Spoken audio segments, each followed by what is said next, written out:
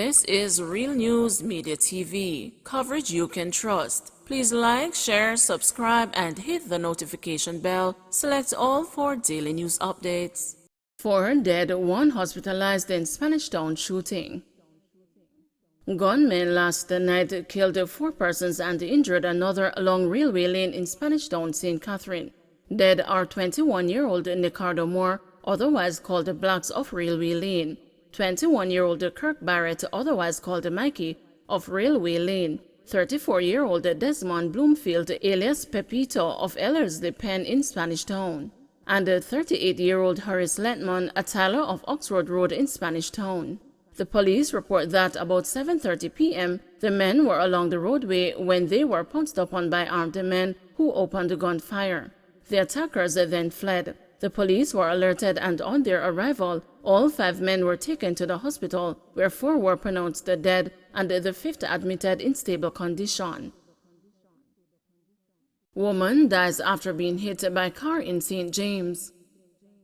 A woman died after being hit along the Rose Hall Main Road in St. James early this morning. The deceased has been identified as Angela Somerville Palmer of a Flower Hill address in the parish.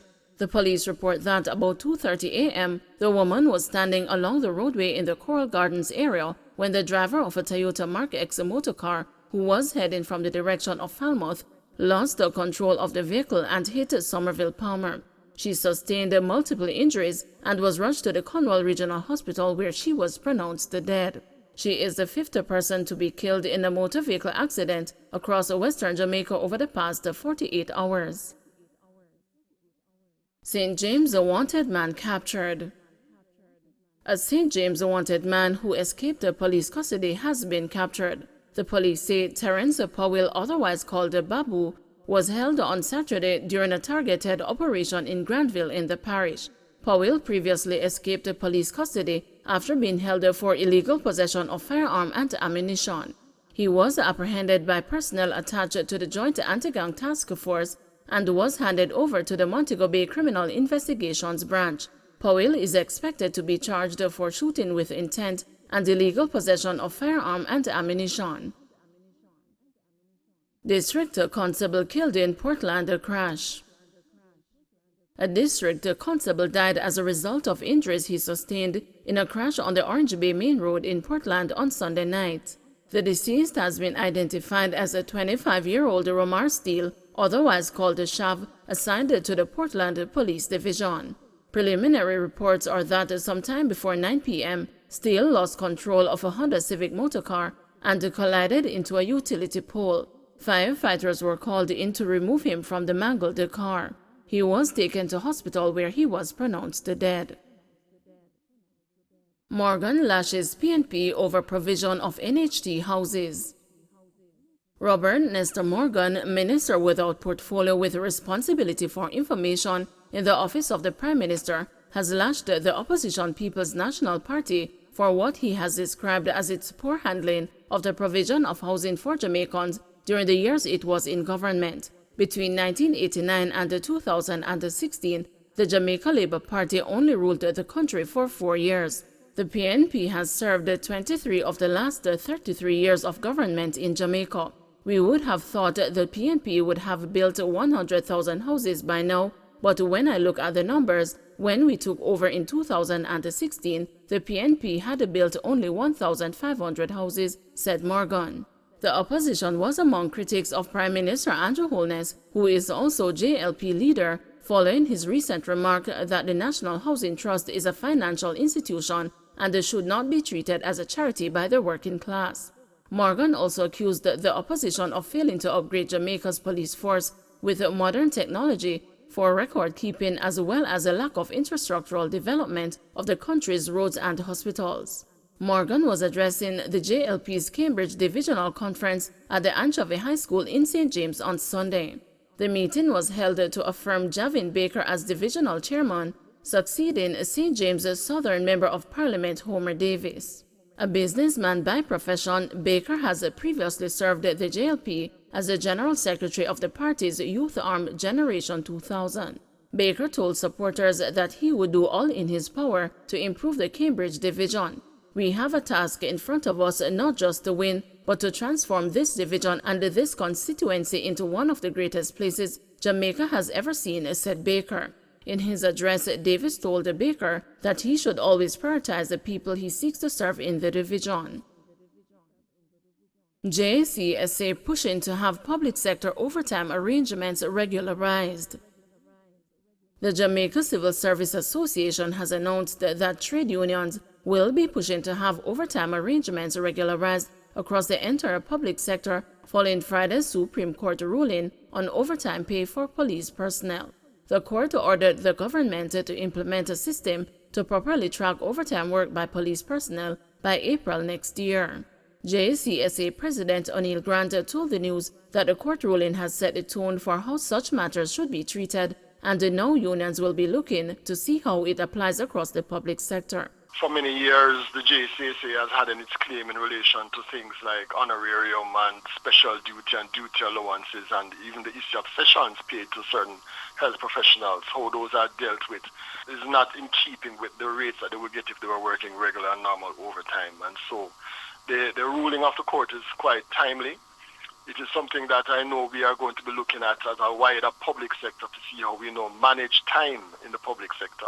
It brings into sharp focus a matter that is being discussed at length now, the issue of the 40-hour work week and how it is that we treat with that, how we deal with matters of overtime, and how we make sure that persons are properly compensated when asked or mandated to work beyond their regular work hours. It is a part of the issues that have been brought up in the compensation review, and a commitment has been made as part of the review to look at the whole issue of how the public sector is managed under the Holidays with Pay Act.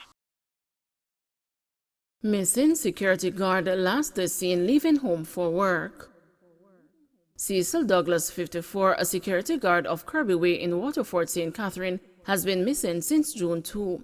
He is of dark complexion, medium build, and about 167 centimeters, or 5 feet 6 inches tall. Reports from the Waterford police are that about 6:30 a.m., Douglas was last seen at home, leaving for work wearing a white t-shirt, black pants, and a pair of slippers.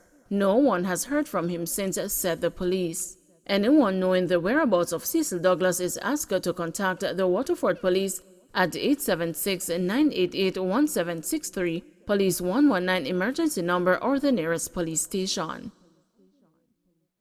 Man vital to case in St. Catherine urged to contact detectives.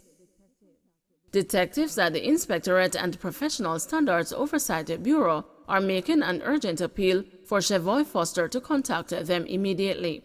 Foster is known to frequent several communities in St. James, including Barrett Hall, Lilliput, Rose Hall, and Maroon Town. However, despite several attempts, investigators have neither been able to locate him or contact him via telephone. Foster is vital to a case that is being called up in the St. Catherine Parish Court on Friday, June 17, and is asked to call detectives at 876-968-9533 or 876-838-3084 or visit the iProbe office at Duke Street, Kingston. He may also contact the nearest police station or 119. In addition, anyone who can assist detectives in locating or contacting Foster is asked to contact the police at the numbers given. Suspected gunman killed in Hanover car crash. Fleeing detection at a police checkpoint on Sunday, 3 alleged gunmen were killed in a motor vehicle collision along Barbican Main Road in Hanover. 4 tourists and a tour bus operator were hospitalized after sustaining injuries in the crash. Those wounds are not considered life-threatening. Police investigators reported that 2 guns, Browning 9mm and a Beretta 9mm pistols, were taken from the gunmen, one of whom had an ID with the name Jermaine Scott. The others remained unidentified up to press time. Reports by the Hanover police are that shortly after noon, the 3 men, who are said to be from St. James, were traveling in a silver Nissan Latia motorcar westerly towards Lucy. The men allegedly got wind of a police spot check being conducted along the Mosquito Cove Main Road, and the driver made a U-turn and sped off towards Sandy Bay.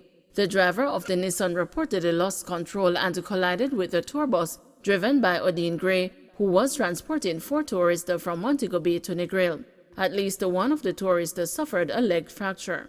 Commander of the Hanover Police Division, Superintendent Sharon Beeput, commended the officers for acting swiftly and seizing the 2 illegal handguns. Their actions, along with the actions of an off-duty officer who is on vacation, resulted in the seizure, Beeput said. Don't forget to like, share, subscribe, and hit the notification bell. Select all for daily news updates.